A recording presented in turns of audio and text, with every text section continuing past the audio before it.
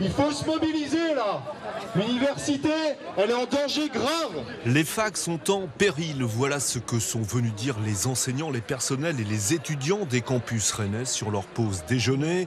Selon la quinzaine d'organisations qui appelaient à la mobilisation, il manquerait en France 8 milliards d'euros pour l'enseignement supérieur et la recherche. On considérait que c'était 8 milliards budget d'austérité dans 3/4 des universités. Voilà, on considère dans 60 universités sur 75 universités qu'on des budgets en déficit.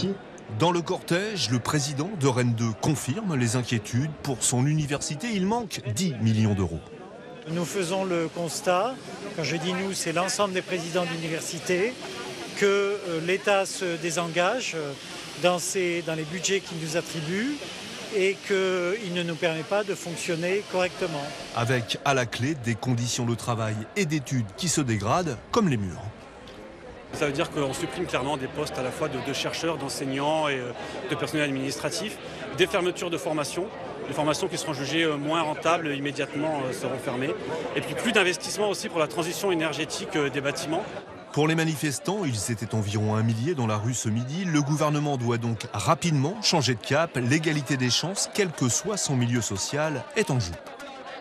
Si on détruit l'université publique en sous-finançant les universités, on va aller vers des écoles qui sont privées, donc qui vont être à but lucratif, qui font payer les études. C'est-à-dire que l'émancipation et le savoir sera payant.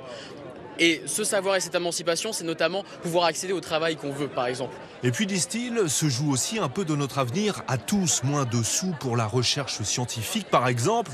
C'est moins de réponses aux défis sanitaires et environnementaux de demain. On se souvient de l'épisode Covid. Une nouvelle mobilisation est annoncée pour jeudi.